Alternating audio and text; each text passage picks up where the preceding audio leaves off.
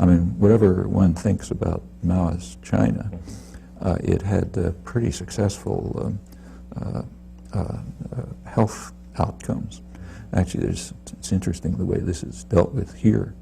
The main person who's studied, the economist who studied famines and social policy and their effects, is Amartya Sen, won the Nobel Prize for this work.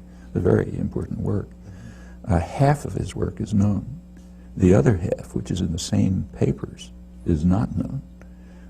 What his main studies, he and his colleague Jean compared China and India, which is a good comparison. I mean, they're both colonized, became independent at the same time, late 40s, and they were different countries. Large population. Yeah, similar in many ways, levels of development and so on.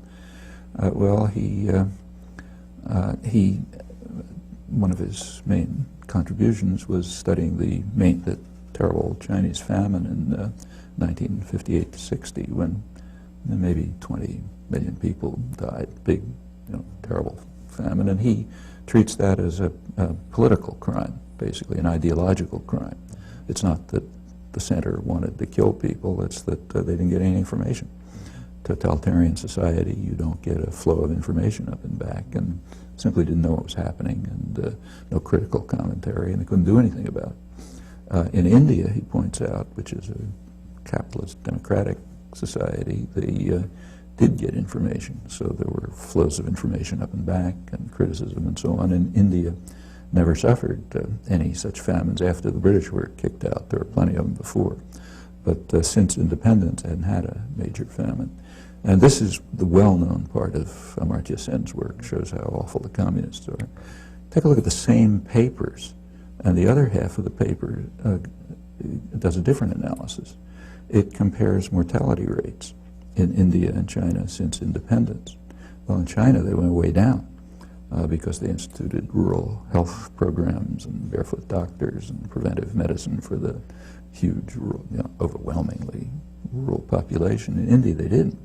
They followed capitalist principles. You don't do anything for people, do it on their own. Well, it turns out that the death rates in India declined much more slowly. And if you look at the gap, well, I'll just quote their own conclusion. What they say is every 8 years, India put as many skeletons in its closet as China did during its years of shame, meaning during the period that they studied, 1947 to 1979, that's 100 million extra deaths in India. Well, that's pretty serious. And that's also, they treat that as an ideological crime too. It comes from government policies. You could have carried out preventive medicine and rural health care and so on, but they didn't. Well, that half of the study is unknown, unreported. When Sen got his Nobel Prize, I didn't see a single mention of it, and it's hard to miss. It's in the same papers, the same books, but it doesn't fit the requirement. So that's our ideological crime. It doesn't fit our ideological requirements.